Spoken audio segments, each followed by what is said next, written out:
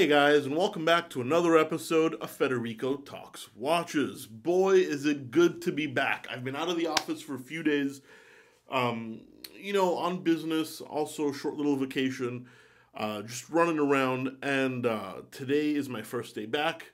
Happy to shoot another video because it's been a little while. And today, we're going to talk about 3 complications that I think are not only interesting and useful, but aren't particularly seen very often. Made by companies such as Rolex, Jaeger LeCoutlre, Omega, amongst others. But of course, before we get started, customary wristwatch check. Today I'm wearing my Rolex OP39 Rhodium, recently discontinued. Absolutely love this watch. And also, guys, some new watches at delraywatch.com.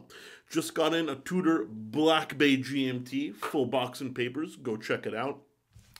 One of my favorite brands, H. Moser. We just got the very cool discontinued Cosmic Green Dial Pioneer, also on Del Rey Watch, and a Zin 104 highly limited edition with the textured green dial. If you want to check any of these watches out, they're at delraywatch.com, link in the description below. So yeah, guys, watch complications. Little features on top of the timekeeping aspect of your watch. Very common ones are chronographs, date only, day dates, moon phases, but there's a few lesser known complications that I think are not only useful, but are extremely interesting. Now, I want to name 3 of them today, but this isn't limited to only these 3. This is just a video to help you maybe widen your horizons when it comes to complications. The first one is the Regatta timer / diver's chronograph, a play on the chronograph. Usually a countdown timer, either a countdown or a reverse countdown timer with some sort of visual aspects. Usually not a tri-register complication. You either have the Regatta timer ball on top or you have a countdown timer hand. This can be commonly seen in the Rolex Yachtmaster 2, has a Regatta timer, very interesting. Or, for example, the Omega Seamaster Apnea has the diver's chronograph. Just a different way to visually tell time, usually in a set scale, 10 to 15 minutes, to time breath, to time sailing races, regattas, or just to time your hard-boiled eggs. A very interesting way a very interesting play on chronographs with a more visually appealing and easy to read layout, in my opinion. I kind of love these Regatta timers and divers chronographs. Now we have probably JLC's most famous complication. That is the alarm. You don't happen to see many alarms nowadays. The only ones I can think of is JLC makes an alarm, Tudor makes an alarm, which no one bought, the Advisor. I think Glasuta makes an alarm. There's a few out there, but it's certainly not common. But what is more useful than a mechanical alarm on your wrist that you can kind of set to maybe wake you up to take your medicine or wake you up from a nap? Just a charming analog way to set a reminder for yourself. You'd think this would be a much more common complication, but I don't think it's particularly visually appealing, as it's usually just a rotating disc in the dial.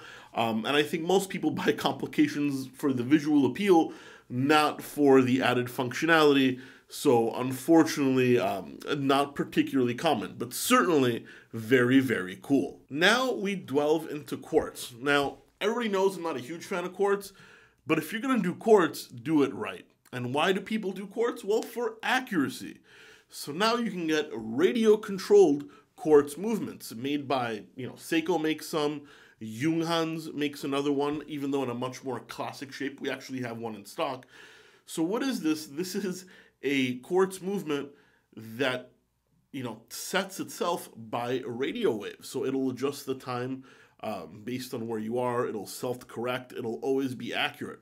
And if you're going to go the quartz route, you may as well get the full benefit of quartz and have it radio controlled so it is always accurate, especially based on where you are, because essentially it sets itself.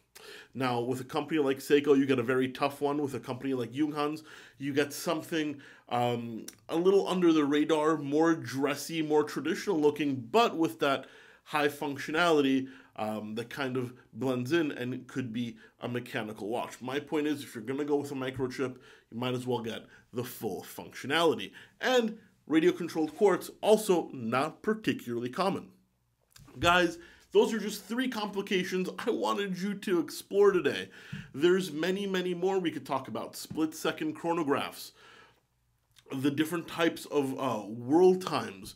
There's also poetic complications that don't actually do anything but are pretty cool. We can talk about that in another video. But if you enjoyed today's video, please give it a thumbs up. It really does help. And please don't forget to subscribe so you don't miss any more content. Guys, thank you so much, and we'll catch you in the next one. Take care.